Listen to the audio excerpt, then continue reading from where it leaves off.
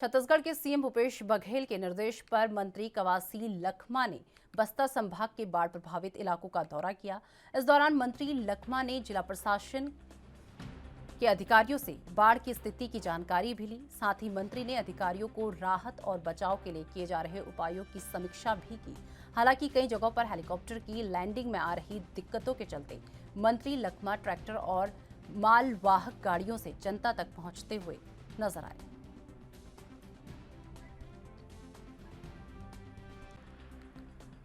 तो आपको बता दें कि छत्तीसगढ़ के सीएम भूपेश बघेल के निर्देश पर मंत्री कवासी लखमा ने बस्तर संभाग के बाढ़ प्रभावित इलाकों का दौरा किया है। इस दौरान मंत्री लखमा ने जिला प्रशासन के अधिकारियों से बाढ़ की स्थिति की जानकारी भी ली है और साथ ही आपको बता दें कि मंत्री ने अधिकारियों को राहत और बचाव के लिए किए जा रहे उपायों की समीक्षा भी की। हालांकि कई जगहों पर हेलीकॉप्टर की लैंडिंग में दिक्कत आ रही थी, जिसके चलते मंत्री लखमा ट्रैक्टर और मालवाहक गाड़ियों से जनता तक पहुंचने की कोशिश करते हुए दिखे। तो आपको बता दें कि छत्तीसगढ़ के सीएम भूपेश बघेल के निर्देश पर मंत्री कवासी लखमा ने बस्तर संभाग का दौरा किया है। बाढ़ प्रभावित इलाकों का यहां पर दौरा किया गया है और इस दौरान मंत्री लखमा ने जिला प्रशासन के अधिकारियों से बाढ़ की स्थिति की जानकारी भी ली है।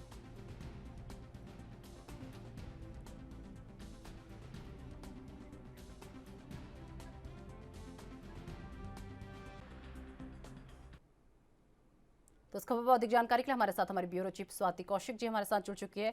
स्वाति जी, जिस तरीके से मंत्री कवासी लखमा ने बाढ़ प्रभावित इलाकों का यहां पर दौरा किया है और इस बीच उनके द्वारा जिला प्रशासन से जो है जानकारी भी ली गई है, तो क्या क्या जानकारी उनके द्वारा यहां पर ली गई है? निशा, देखिए, जो छत्तीसगढ़ का बॉर्डर है वो अभी बाढ़ प्रभावित तो है ही। लगातार मंत्री जी 3 दिवसीय प्रवास पर तो क्षेत्र पर थे ही, लेकिन जैसे ही रायपुर तक ये बात पहुंची कि बाढ़ की स्थिति ज्यादा बढ़ गई है, खराब हो रही है स्थिति, जनता को बहुत ज्यादा परेशानी हो रही है, अपना घर अपना गांव छोड़कर निकलना पड़ रहा है। यहाँ से आज ही सुबह सीएम साहब द्वारा निर्देशित किया गया था कि मंत्री लखमा जब वहां पर ऑलरेडी है तो उनको एक हेलीकॉप्टर मुहैया कराया जाए, और जिसके बाद वो 3 जिलों के दौरे पर थे, सुकमा, कोंटा और बीजापुर। इन तीनों जिलों के दौरे के बाद अभी सीएम साहब रायपुर पहुंचने पर है, पहुंचे नहीं है। स्थितियों की पूरी जानकारी वो यहाँ उनके पहुंचने के बाद ही मिल पाएगी, क्योंकि अभी तक मीडिया इंटरेक्शन हो नहीं पाया है।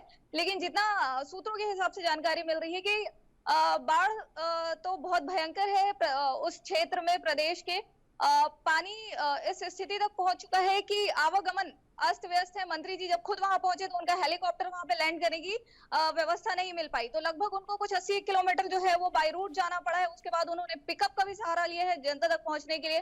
ट्रैक्टर और पिकअप का सहारा लेकर कुछ दूर पहुंचने की कोशिश तो की गई थी, पर निशा, इसमें सफलता नहीं मिल पाई थी कि वो सीधा जनता से इंटरेक्शन कर पाते। निशा, स्वाति जी, जिस तरीके से अगर बात की जाए, लगातार बाढ़ की स्थिति यहां पर बनी हुई है, तो इसे देखते हुए प्रशासन द्वारा जो है राहत बचाव कार्य को लेकर क्या कुछ किया गया है? देखिए, सीआरपीएफ की टीम पूरी लगी हुई है, पुलिस की टीम वहां पर पूरी लगी हुई है, कलेक्टर एसपी वहां पर चौकन्ने स्थिति में है, और जो भी राहत सामग्री है वो वहां पर लगातार पहुंचाई जा रही है, क्योंकि 3-4 दिन से क्षेत्र जो है वो अलर्ट में चल रहा था। बाढ़ की स्थिति ऑलरेडी बनी हुई थी, तो उसको देखते हुए प्रशासन द्वारा पूरी व्यवस्था की गई थी और शासन प्रशासन वहां पर मुस्तैदी से दिखा।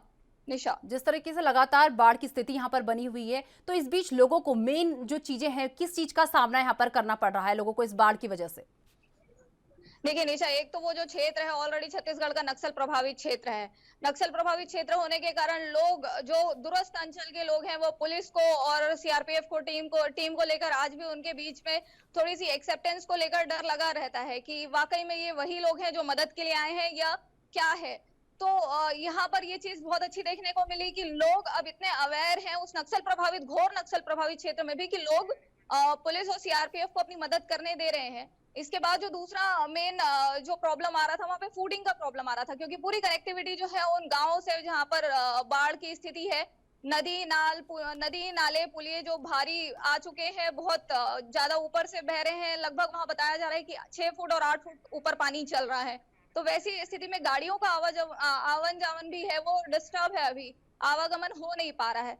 तो फूडिंग एक मेजर प्रॉब्लम था, तो वहां पर कुछ टीम के थ्रू कुछ खाने की व्यवस्थाएं, दवाइयों की व्यवस्थाएं जैसी व्यवस्था की गई है, और स्कूलों को अभी तत्काल प्रभाव से शनिवार को ही बंद कर दिया गया था। निशा, तो चलिए, बहुत बहुत धन्यवाद स्वाति जी हमारे साथ जुड़ने के लिए और ये तमाम जानकारी हमारे साथ साझा करने के लिए।